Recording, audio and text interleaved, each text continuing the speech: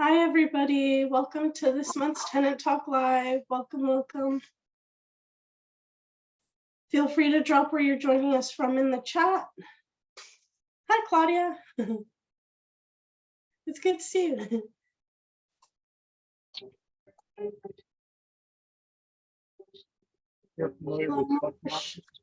Yep, I'm here. I heard you said.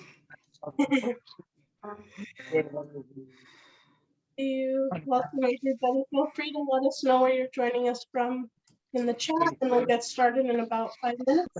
You can try. Amen. It's time. Honoring a lifetime warranty. So now they.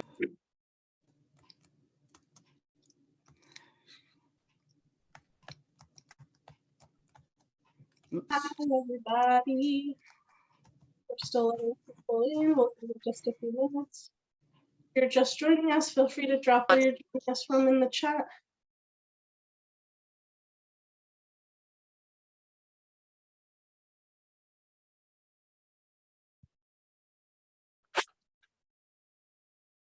Awesome. Okay.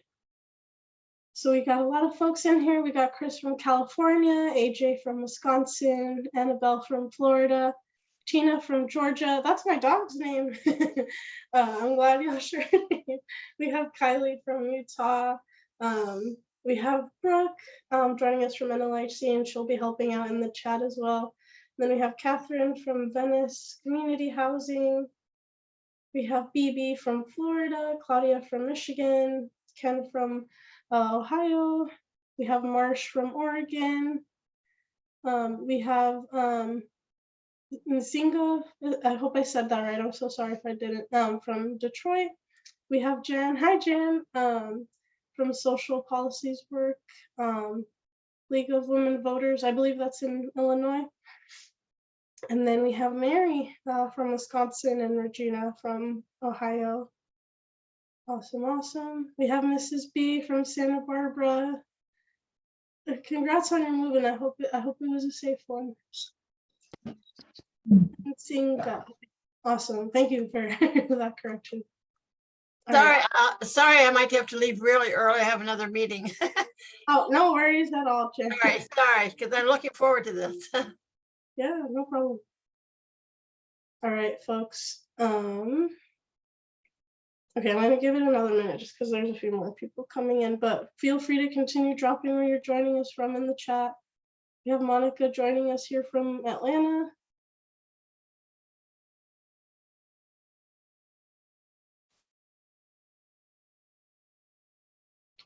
Okay, I'm gonna go ahead and get us started. Just give me a quick minute so I can get our community agreements ready.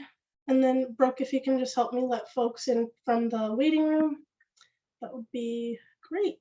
But again, thank you everybody for being here. Feel free to continue dropping where you're joining us from in the chat. But yeah, my name is Sydney. I use she, they pronouns, and I'm a housing advocacy organizer with the National Low Income Housing Coalition. And this week's Tenant Talk Live will be focused on Section 102, as well as other supportive housing resources for older adults. So thanks again for being here.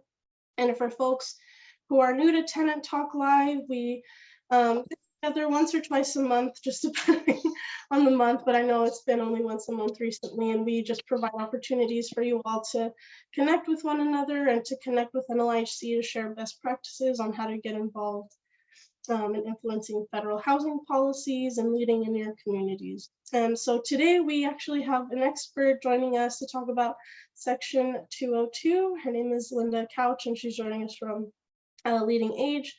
And so before I invite her on, I'm going to provide some brief NLHC updates, and then we'll get started. So first, this is just a reminder, if you're signed up for NLHC emails, every Friday we send out an e-blast called The Connection, and this will contain all of the recap materials for this call. So if you have, if you want to see the chat later, if you want to see the recording later, the PowerPoint, anything that was there today, you'll be able to access it there. So just make sure to sign up for those if you haven't already. And Brooke has just dropped that link in the chat for you. And then I'm going to go ahead and share my screen really quickly just so you can see our community agreements that we put together at the beginning of the year. Again, just the platinum rule, making sure that we treat others the way they want to be treated. So in other words, just please consider how others want to be treated and how that might differ from how you would want to be treated. Really important because there's a big group of us. We want to make sure that you're muting your mic except when speaking. I'm going to try really hard to not mute y'all because I don't want to silence y'all, but if it gets a little bit too loud, I might have to. And then listen with an open mind and empathy. And if you've spoken already, just feel free to give others the opportunity to participate as well. If you have any questions about these agreements or if you want to add to them, feel free to email me at sbetancourt@nlhc.org, and we'll put that in the chat as well for you. And then last but not least, last month around this time, actually on August 17th, we released our summer 2023 issue of Tenant Talk, which is our semi-annual newsletter designed to engage residents in housing advocacy. And our new issue called Taking Pride into the Work explores the efforts of LGBTQ+ individuals across the country overcoming housing discrimination to ensure that they also have access to affordable homes for members in their communities. So you can feel free. Unfortunately, the physical copy sign up has closed, but you can still download digital copies and you can also hear the audio versions online. And those are the only updates I have for today. I'll go over a few more at the end of the call, but I just want to go over some logistics. If you have any questions, feel free to drop them in the chat. And again, we just ask that you stay muted if you're not speaking. And I will now hand it over to the lovely Linda to have a chance to introduce herself and her work and present. And thanks, Linda. Great. Thank you so much, Sid. And I'm really happy to be here tonight.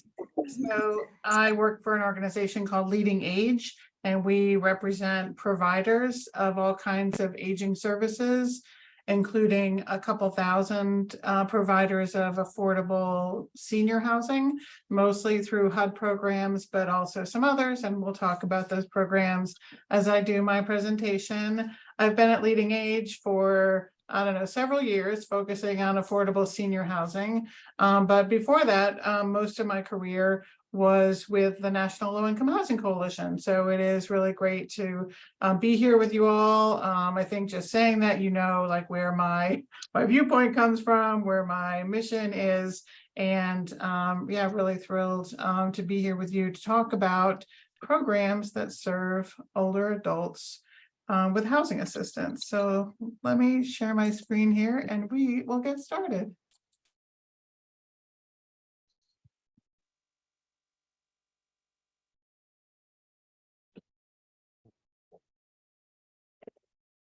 Okay, I'll turn my video off. It's kind of distracting, at least for me. All right, so this is the intro slide. We did it. It's September 18th, and okay. Just I'm going to level set here, and I'm going to share some data on affordable housing needs of older adults. And generally, when we talk about older adults in the housing space, we're usually talking about people 62 or years older. Sometimes some of the programs talk about people 55 plus. In the homelessness world, there's often, conversations of people 50 plus, but generally in the HUD world, when we talk about older adults or seniors, it's a 62-year-old plus designation. And just wanted to say, we've all heard the news, right? The number of older adults in the United States is increasing. It will continue to increase for some years. In 2018, 26% of US households were older adult households. And in 2038, 34% will be older adult households. And that number is also really reflected in the number of households in their 80s. The number of households in their 80s in the US is expected to double, and this is between 2020 and 2040, from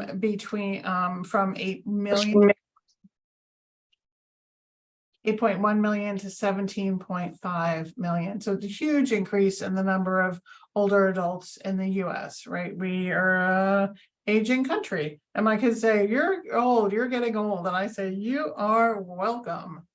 And I say, "Thank you," because I wouldn't have it any other way. And this is a cool slide. This is also from the Urban Institute, just like the previous slide. And this slide, and at the link at the bottom, which I'm sure Sid will share with you the link to these slides, the link at the bottom takes you to the entire report. But this slide looks at the top 10 states that are going to see the most gains in senior renter households over the next 20 years, or between 2020 and 2040. And the gains in these states are really big. And what Urban found when they did projections of new household formations over the next 20 years, they said most new households in the US during that time period will be older adult households.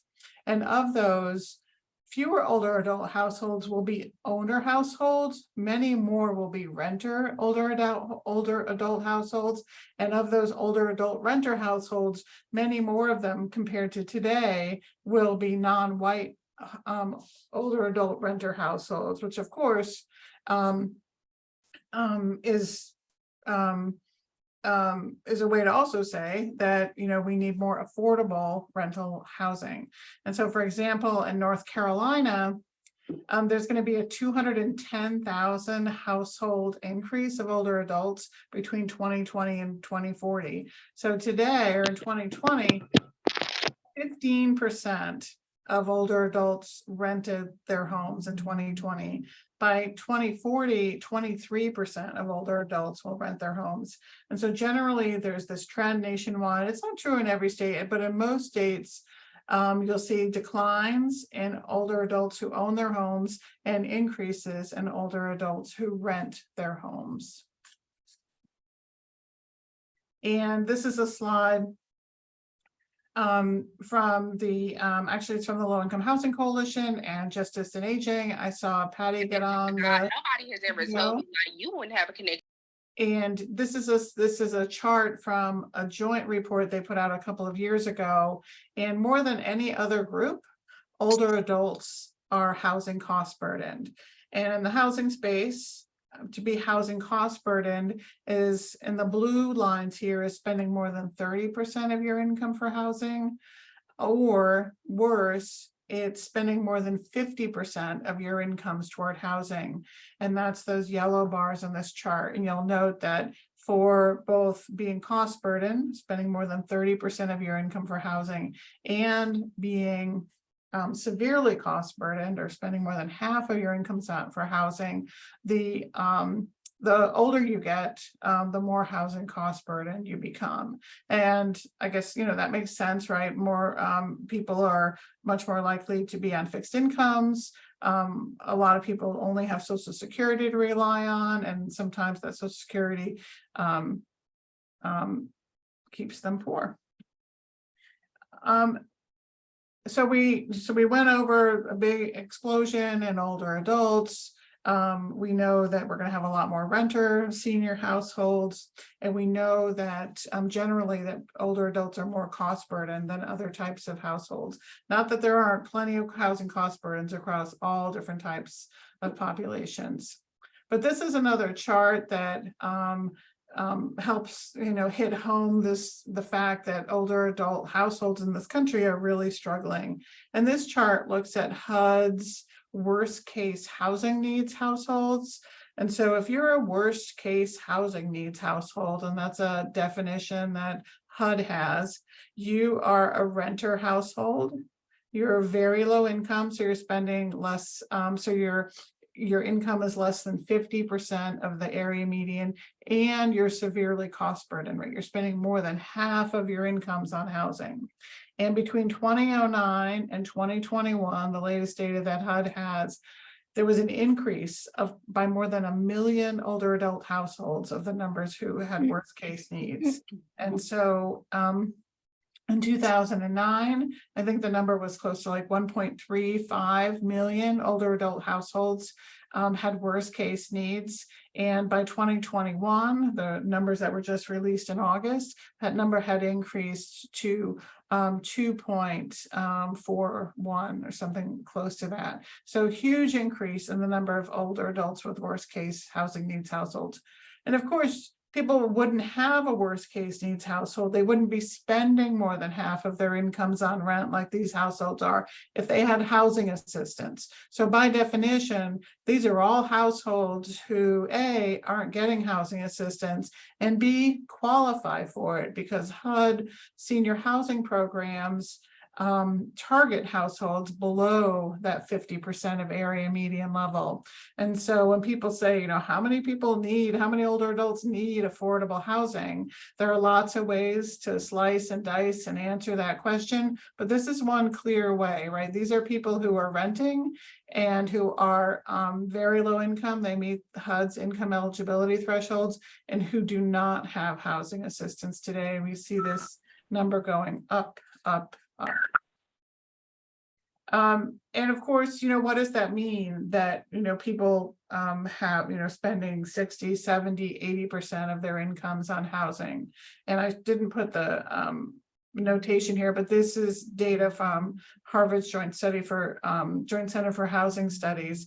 And Harvard ran the numbers and found that the lowest income older adult households who are paying more than half of their incomes for housing, so the lowest income older adults with those severe housing cost burdens, spent half as much on food and half as much on their out-of-pocket healthcare expenses compared to older adults with the same very low incomes who are not housing cost burdened. So housing assistance, housing affordability matters because it allows people the wherewithal financially to spend what they need on other life's necessities, just like for other populations who are not older adults. And we talk about worst case needs, and we talk about severe housing cost burdens, but of course homelessness is the worst case scenario for people struggling with housing affordability.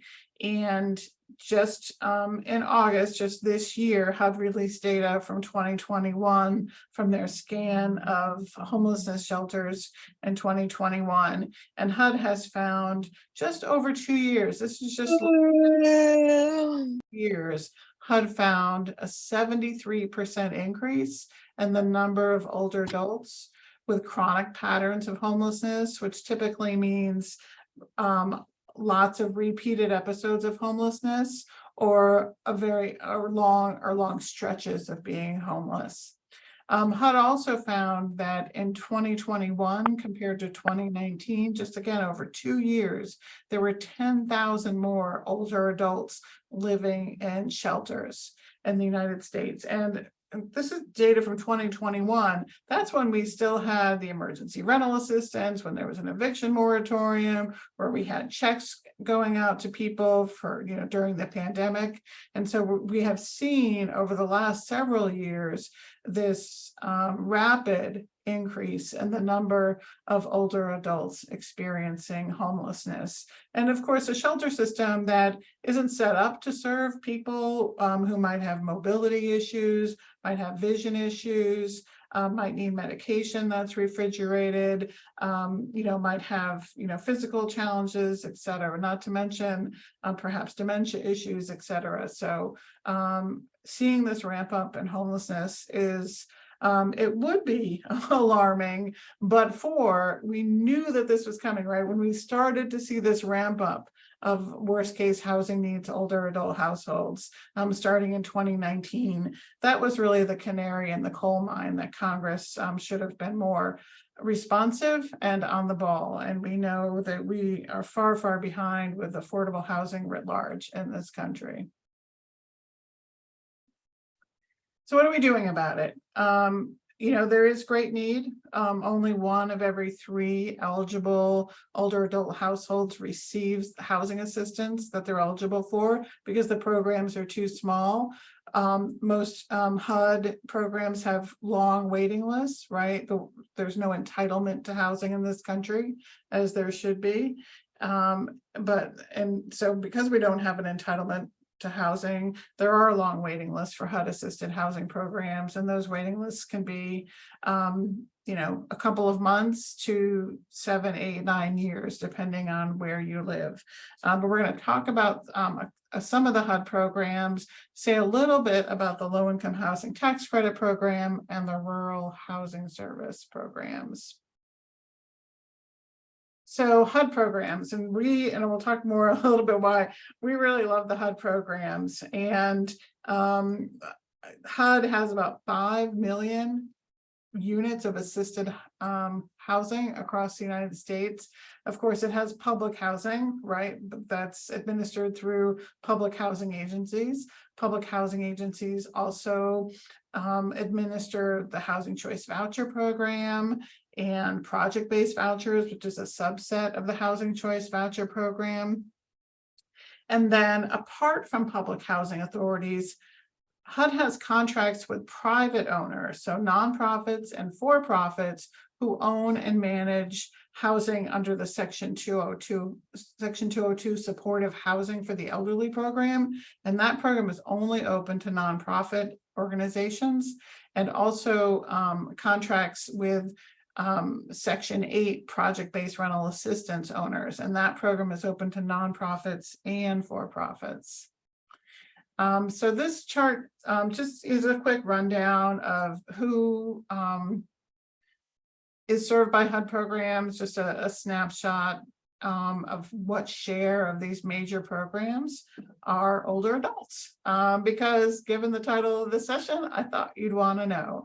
So in public housing, you can see here that 36% of the nation's public housing apartments have someone who's 62 years or older, and about 3% of them have someone who's 85 years or older. The Housing Choice Voucher Program is pretty similar, and I would say this number has increased a lot over the last couple of years, and that's probably a factor of the nation is aging. Project-based Section 8 is a program that has a lot of seniors in it, and that's because, in part, because Section 202, HUD's flagship senior housing program, before 1990 was within the Section 8 program. So there are a lot of Section 202 units in that project-based Section 8 program grouping. And then of course there's the 202 program, which is pretty small in comparison, right? Just the 202 since 1990 it's only about 125,000 units nationwide. That's because the bulk of the older 202s, or all the pre-1990 202s, are within this 1.3 million project-based units across the country. And so between the project-based Section 8 and the 202 pracs, those are spread out over around 15,000 individual properties that HUD has contracts with across the country. And I had to make a special slide about why we particularly love the HUD housing programs. And so those are programs like public housing and the voucher program, the Section 202 program, project-based Section 8, also called project-based rental assistance. And although they might have their problems, they're not perfect. There are ways they can all be improved upon for sure. There are things about HUD housing programs that are unique to HUD housing programs and really valuable. The first is that HUD housing programs are deeply income targeted. The resources are targeted to the households that need them the most.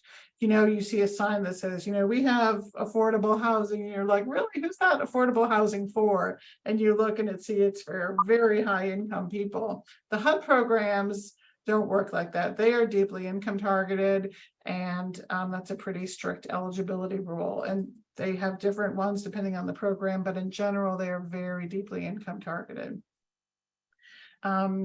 You can see on this chart that I just discussed, you can see the average household income per year of the different programs. And you can see public housing, the average household income is just over 17,000, and they're all in that sort of $14,000 to $17,000 a year range. So their HUD programs are very deeply income targeted. Another reason we love these programs, 202, Section 8, public housing, is that rents for each of those homes, those apartments, is based on the household's income. And if people's rent changes, if people's income change, their rent changes. And although it might not be so much fun when your income goes up and your rent goes up, the beauty of it really is that when your income goes down, right, people are working fewer hours, they lose a job, their pay gets cut for some reason, they're unable to work for a little while, their rent goes down, and their income is never a factor in them losing their housing. So having a rent based on each household's income as it fluctuates brings so much stability to households that other programs don't have. And sometimes, depending on the program, depending on the owner, there can be, especially in HUD affordable senior housing, a strong connection to voluntary services and supports. And on the senior side, those services and supports are much more in the wellness, health, helping residents access services and supports that are based and provided from the community, to help people stay out of moving into institutions like nursing homes, et cetera. Now, where I work, Leading Age, we represent providers across the aging services continuum. We have nursing home members, but we also know that, not everyone needs to be in a nursing home. And so the one great thing about HUD programs is that they do have that connection to voluntary services and supports. And then the other thing is that there's no time limits or work requirements in HUD housing programs, something that, we hope continues forever. Of course, anyone looking into HUD housing has to, there's always some things, the waiting list, as I said, can be long.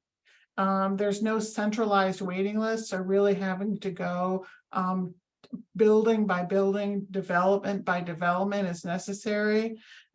Sometimes I think of like a public housing authority even will have multiple buildings across a geographic area, across a whole town or city or county. On the project-based side, so Section 202, project-based Section 8, where there's a contract directly between that private owner and HUD headquarters, in order to identify that housing and to get on those waiting lists, it really is a building by building task that has to be undertaken. And the applications are long. There's just no way around it. If you've ever filled out an application for HUD housing or helped someone fill one out, you know that the applications are long and that residents have to go through annual income recertifications, which can be laborious, but can make sure that your rent is correctly calculated. Just a quick note about the Rural Housing Service. This is my only slide on the Rural Housing Service, but just to say that there is rural housing out there that's operated, like funded, managed, run, or administered through the U.S. Department of Agriculture's Rural Housing Service. And so you might hear about programs like Section 515, which is where the building has a subsidy from the Rural Housing Service, or 521, which is a layer of subsidy, almost like a project-based voucher that sticks onto those units. So, and the Rural Housing Service programs operate in a lot of ways pretty similarly to HUD housing programs, in that they're pretty deeply income targeted usually. the rents in those units are affordable on a per household basis. So you pay rent that's affordable to you, your income changes, your rent changes, etc. So the USDA programs are definitely out there and are an important source of affordable housing for seniors. And actually, when the 515 program was started decades ago, it was called like the Rural Elderly Housing Program, and it still retains some of that flair, and there's still quite a large number of seniors in the Section 515 program. And I can't talk about federal affordable housing programs without talking about the low-income housing tax credit program. And so this isn't from HUD, it's not from the Rural Housing Service at the Department of Agriculture.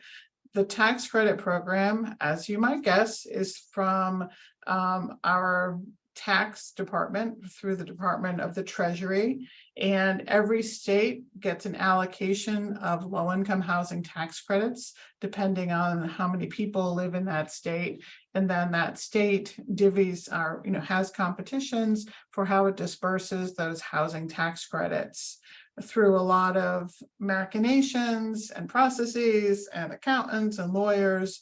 The tax credit is sold to investors, and the cash that the developer gets for those tax credits is used to build these units. It is a critical source, there's no doubt about it, of funding for the production of affordable housing, for the preservation, right, to rehabilitate it, to keep it viable. But on its own, it is not, and nor was it meant to be, but it is not as deeply income targeted as the HUD program. So it serves just a higher income group than the HUD programs are meant to serve. And on its own, it is not as affordable as the HUD programs. In the tax credit program, the rent in a tax credit unit is pegged to not 30% of your household income, but 30% of an area median income. And if a resident's income fluctuates, it doesn't matter. Your rent is whatever your rent is. So, but the good news is that there are quite a lot of vouchers. Or vouchers can be used, and it's illegal not to be able to use a voucher in a tax credit unit. Vouchers, can help bring down the costs of renting a tax credit unit. And so to find more out about your tax credit program, most states have what are called a housing finance agency, that those are the ones that allocate those credits. And pretty similarly to the share of those units that are older adult units, similarly to public housing and the voucher program, about 33% of the nation's tax credit homes include at least one person who is 62 plus. These buildings usually have shorter waiting lists than HUD housing, and because of it's really because of that affordability component I mentioned, right? The rents are much more likely to be much higher than what a very low income household would have to pay for HUD rents. And I wanted to talk just for a minute. I'm going to go quick here, Sid. I wanted to talk for a minute about services. I mentioned services a little bit, and in HUD Section 202 program, and also so in a lot of the Section 8 programs as well, that are the Section 8 elderly, Section 8 202, the Section 202 program, they have a pretty robust offering of services. It is all independent housing. Any services that are there are voluntary. There are strong, of course, fair housing laws, right? So there's a firewall, and there must be a firewall between whatever services are happening and the management of the housing, right? And so the management of the housing, should be in your business about what your healthcare needs are. Or if the building has a service coordinator, that service coordinator operates very separately than the management of the building, because the service coordinator might be helping connect a resident to home and community-based services, to have someone come in and help with housekeeping or Medicaid management or with bathing. In the Section 202, Section 8 programs, you can have a live-in aide come and live with you, and their income wouldn't be counted toward your rent, so your rent wouldn't go up. But if you need someone to live with you full-time in order to help you live and age in community, that's totally allowable in the HUD assisted housing programs. HUD has really tried to be, as much as they can, part of the solution of helping people age in community rather than being prematurely forced to live in an institution. And so a lot, not enough, but around half of the HUD assisted, the privately owned, so the Section 8, the Section 202 buildings have someone who's a service coordinator. And sometimes they're a social worker, but sometimes they're not, but they play that role of helping understand what the resident needs are and connecting either as on an individual by individual basis, people to services, or helping bring in services and supports for the building wide, again, to help people stay healthy, age well, age with choice, and for as long as possible, age in community. The low-income housing tax credit program doesn't have service coordinators. You will find some services in some tax credit buildings, but that's very much at the option and at the decision of the owner, because those dollars are coming out of the owner's pockets, whether they're a nonprofit or a for-profit owner. And the Rural Housing Service statutorily is allowed to have service coordinators, but is just behind and hasn't gotten there yet. But one day we do hope to see service coordinators in the Rural Housing Service program as well. This is a cool website I just wanted to share with folks. You'll see the website at the top of the screen. And I think it's so confusing to be, if I was just didn't ever work in housing and thought, well, I think I need to find affordable housing for myself or my friend or my mom, where would I look? This is where you look. This is a great first stop, this https resources.hud.gov. And on here, you can click and say, put in your zip code, put in the name of a city, and you can tell it to find affordable housing near me, or to find a housing authority. Say you want to find elderly or housing for persons with disabilities. And what comes up you'll get something like what's here on the right side of the screen that tells you that this is an elderly building. It gives you the phone number and it gives you the address. And so you can call and say, hey, what's your waiting list like? Or, hey, can I come over for a tour? And this is just a screenshot of DC and what a certain section of DC looks like. And some of these, I think that the purple ones are low-income housing tax credit, and the red ones are HUD, so public housing or project-based housing. But then you can click on these individual dots and see the name of it, their phone number, what kind of housing they are, and then be able to make, some choices and decisions. Because again, just figuring out where these communities are so you can get on their waiting list, right? If you can go to the housing authority and get on all the waiting lists for the entire housing authority portfolio, but on the project-based side for Section 202 and Section 8, it's really this building by building attack. Just a real quick note about accessibility. Of course, there is an extreme shortage of accessible housing in this country. This is from Harvard. Less than 4% of America's housing has 3 basic features: a no-step entry, a bedroom and a bathroom on the main floor, and doorways wide enough to accommodate a wheelchair.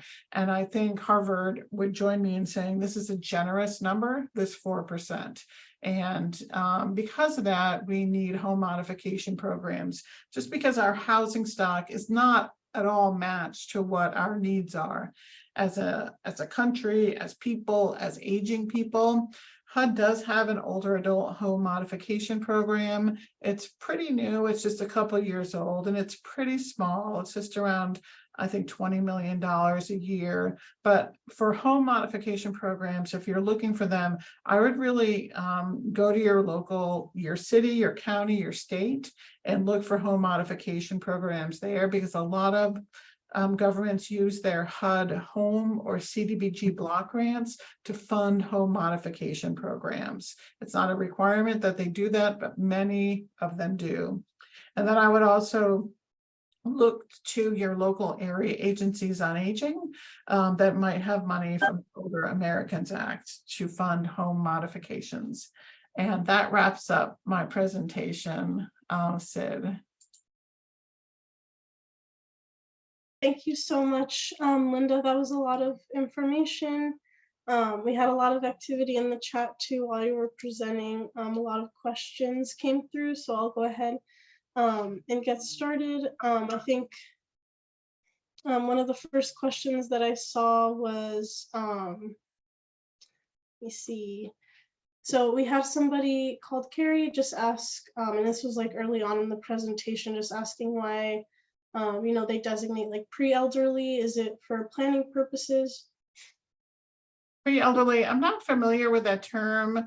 I know in the homelessness space, talking about someone as elderly when they're 62 doesn't help, because people living on the street can age much faster, right, than someone who doesn't live on the street. It might also be because the waiting lists are so long, right? And so you're not 62 yet, but you will be by the time. I just am not familiar with the term to say.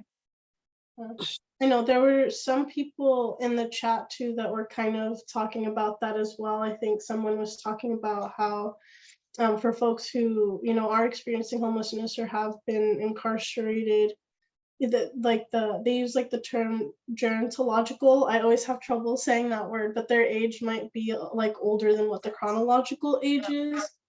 And Mrs. Brown also noted that the housing insecurity has increased for seniors, many residing in shelters that aren't set up for the elderly. Very much so. And we also know that it's a problem with people being discharged from hospitals. People without an address, they have nowhere to go, and they try to get people to go into the shelter system, but the shelter's not set up for them. So then they're either spending more time in the hospital where they don't need to be, or they're being discharged to a shelter that's not set up for them. And, we're certainly aware of hospital systems that have contracted with shelters, so they have places for people to be discharged to. But you're absolutely right, Mrs. Brown. And then Samantha was also having a really good conversation with some folks in the chat, and her question might have been answered already, but I just want to get your insight on there. But he asked, don't older adults get more than SSI or social supplemental income of the $914 a month? Don't they? It depends. I think if you happen to have Social Security that is above that, then you get above that. But SSI is there if your Social Security isn't at least that, is my understanding. But someone else who's more informed about SSI, but that's my understanding, is that SSI is the safety net for people for whom the Social Security monthly check would be less than the SSI amount. Cool. And then I don't know if you would be able to answer this question. We got this one from Augustine, who asked, how can we as tenants access the waiting list, guaranteeing the privacy of applicants to avoid favoritism by residential managers? And again, if you don't know the answer, that's okay too.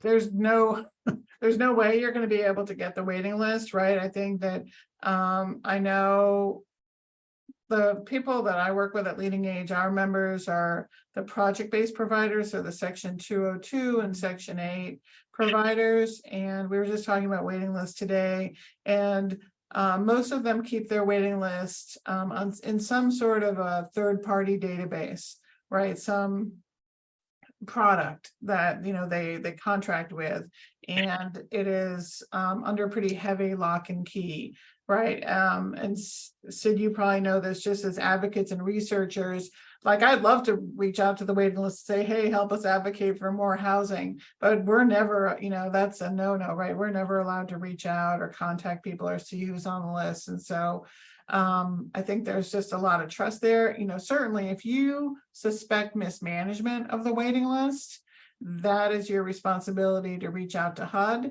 and flag that and let them know why you think there might be mismanagement of a waiting list, because that's that would be a big problem. Yeah, no, for sure. Thank you. And then we have a lot of questions coming in now. I'm not gonna ignore them. Like, if you see me skip your questions, it's not because I want to, but I do want to ask this question right here that just came in, which asked, what is the racial breakdown for individuals accessing supportive and modified housing services? And if you don't know, are you aware of anybody who's doing that research? The HUD does have some data on that, and they have a resident characteristics report. And I don't want to get it wrong, but my sense is that there are more non-whites living in all HUD housing types compared to the people who aren't living in HUD housing, right? And so there's a racial disproportionality there, but it certainly is higher in some programs than others.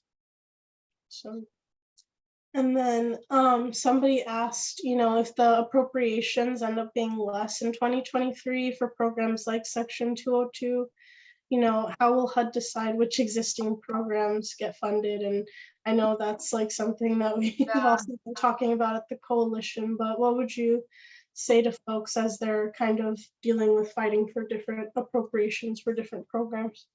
So I've been working in affordable housing policy since 1995, and I can really just think of 1 year in 2004 where Congress didn't come through.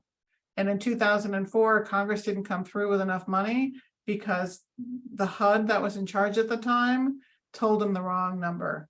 And it's not as nice as that, but so anyway, I guess my point is that Congress, I really have, even though I think it's a mess and Congress is dysfunctional and their partisanship, they're always off the rails. I can't imagine a scenario where Congress doesn't fully fund housing that currently exists, that's currently serving people. That said, we all have a massive fight in front of us to get more housing, to fight for more people to get off the waiting list, for people to get off the streets. And it would take an extreme meltdown of the government to impact anyone's current housing. I mean, fingers up. That's why we're here, to do like the advocacy. That's right. So thank you for everyone who's on here. Okay, I'll take, I think, 2 more questions I saw in the chat, and then maybe we'll invite somebody from the audience to ask a question. So feel free to raise your hand, folks, and we'll take the first one who comes up. But somebody, I think it was Linda, who asked about talking about no wrong door, which is an approach. I don't know, Linda, if you want to clarify on what you meant by that, but do you know about no wrong door, Linda?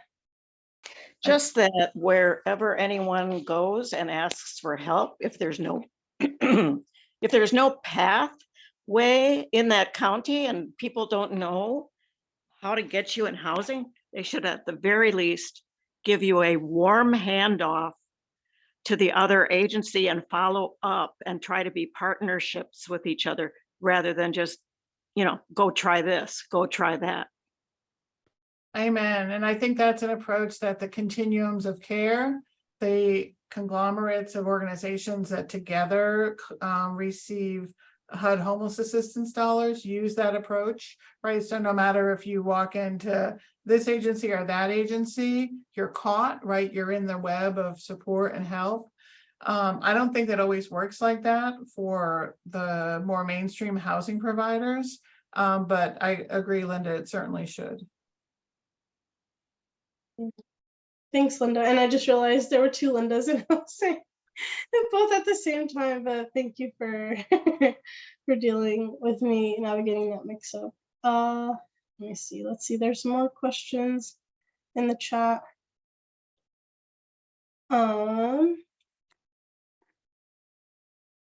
Let's see. Somebody was asking more of like a technical question about HUD.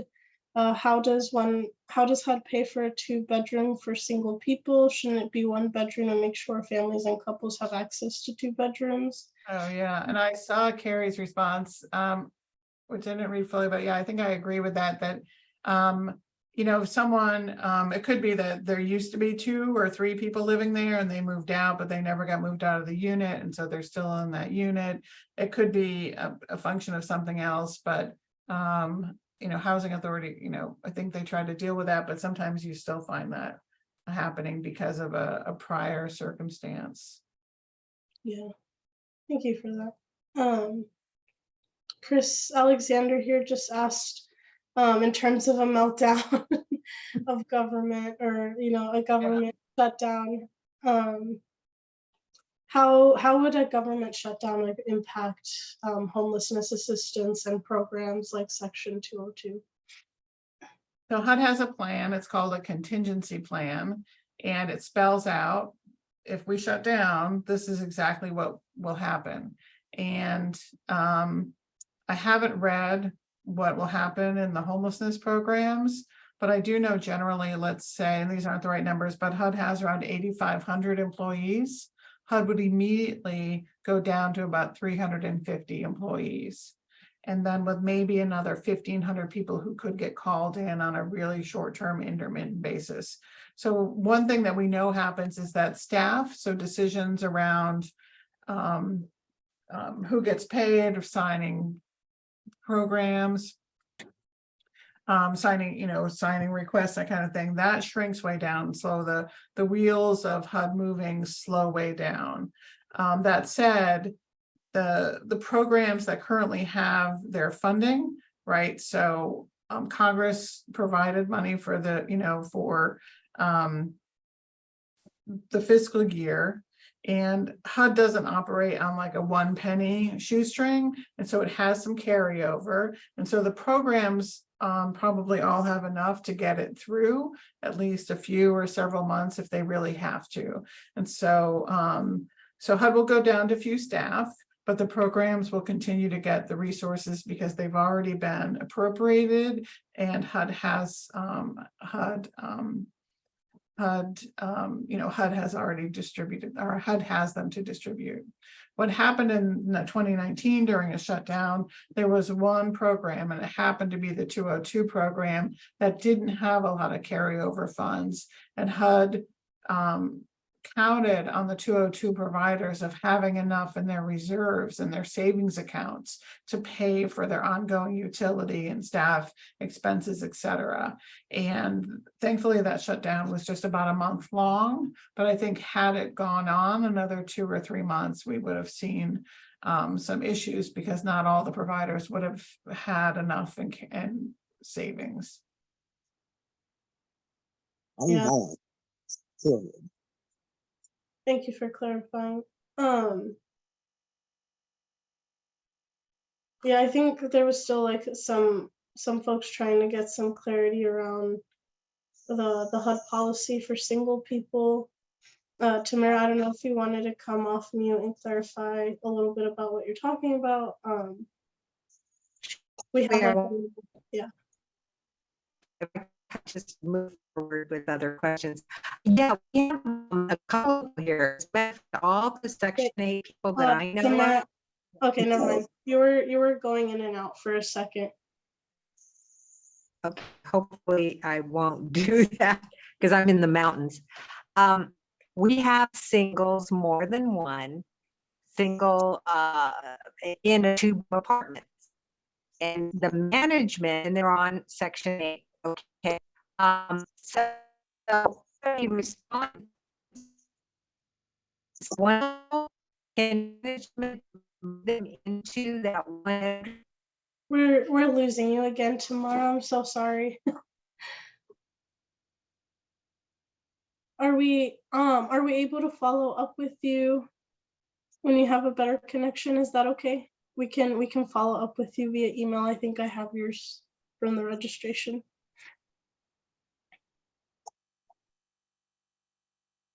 And I think the best answers for those questions are with like legal services people, Sid, or with HUD directly, like the occupancy people at HUD, because that's a it seems like it's a longstanding issue that there should be pretty good answers for. Yeah, thank you. And I know a lot of folks kind of express like their concerns with what they're going through in their housing too. And I know it's difficult out there, and we definitely do get a lot of messages and a lot of comments from folks like yourselves going through it, but just know, you're not alone, and we can share like very common resources that you've probably heard of before, but really locally, like those resources are going to be the most helpful for you. I wish I could say more, be more helpful there, but you all are your community, and you're all here to help each other as well. So feel free to share any resources that you all have in the chat as well. Does anybody have a question that they want to ask out loud? I'll give you a few seconds. Yes, I would like to ask a question. Yeah, go ahead, Nicole. I put it in the chat. I recently had to file a complaint against the Hartford Housing Authority here in Connecticut because they discriminated against me on the wait list. And I attempted to file with HUD to no avail. They kicked me back to the CHRO in Hartford, so I filed with them. They admitted that there was an error with their wait list, and I had to withdraw my complaint. I had an interview with them in July, and the representative just recently requested that I resend her the bank statements that I gave her in July, and I have yet to get a response from her.